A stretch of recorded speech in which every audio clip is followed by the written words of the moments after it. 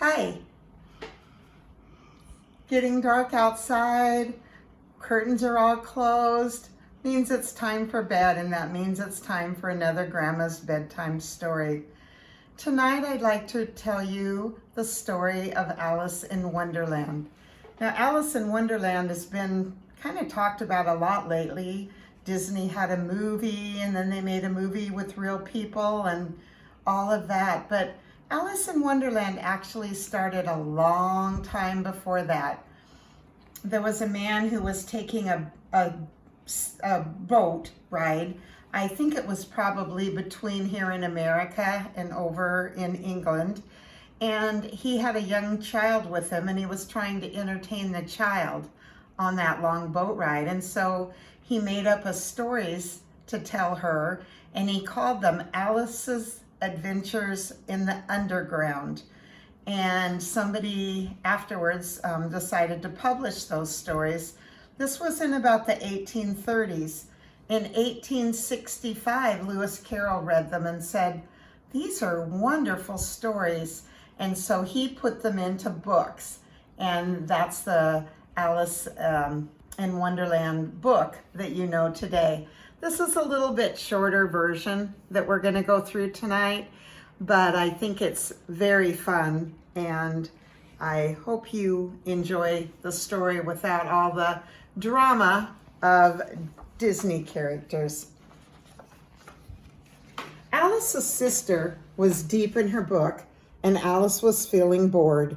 All at once she saw a white rabbit with a pocket watch. Now, who ever heard of a rabbit with a pocket or a watch? Thought Alice curiously, and so she followed him into his hole, because everyone knows rabbits live in holes, right? Down, down, down. Alice thought the hole would never end until she landed, bump. She was in a hole looking into a beautiful garden, but she was much too big to fit through the door. Sunlight glinted on a glass bottle in the hall. Falling down holes is thirsty work, thought Alice, so she took a great big gulp and shrank to the size of a mouse, and now she could fit through the door. She was walking past a curly table leg when she saw an inviting cake. "Eat me," it said. See the little note? Eat me. Alice bit into the sticky icing and shot up so quickly her head hit the ceiling. Now she was much too tall. Alice started to cry. Huge salty tears splashed on the floor. Just then the white rabbit ran past in a fluster. "Oh, my ears and whiskers, I'll be late," he gasped, dropping his fan.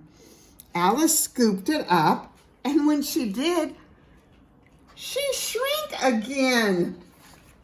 With a splash, she tumbled into her salty lake of tears. Peculiar creatures crowded around her. "Swim for the shore," they cried. So Alice swam. "Shall I tell you a story?" she said as they dried off. "My cat." "Cat!" They squawked and hurried away in a scurry of claws and furry wings, because these were all little creatures who were afraid of cats. Left all alone, Alice wandered along until she met a grumpy-looking caterpillar. "Who are you?" she said. "I don't know," sighed Alice. "I keep growing and shrinking, and it's all very confusing." Well, looks like a very crabby caterpillar, doesn't it?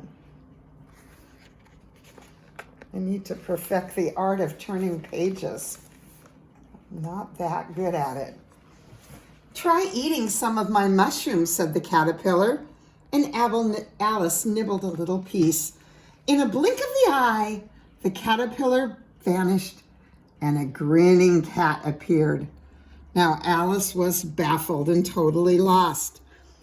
"Where do I go now?" she asked. "That way for the Hatter and that way for the March Hare," said the cat. Alice decided to visit the hare and found the hatter there too. They were drinking tea and talking nonsense.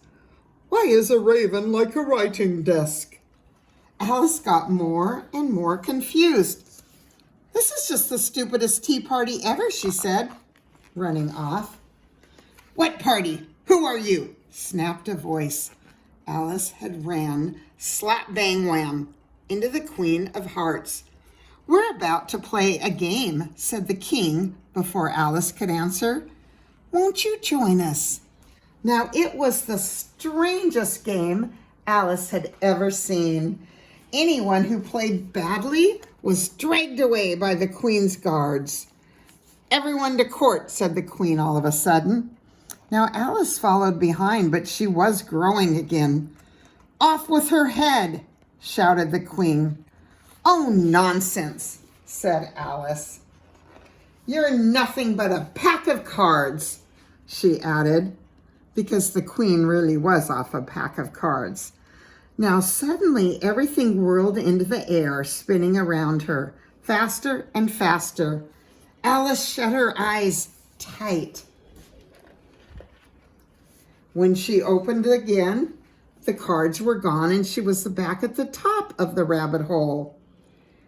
Curiouser and curiouser, said Alice, and she went home for tea.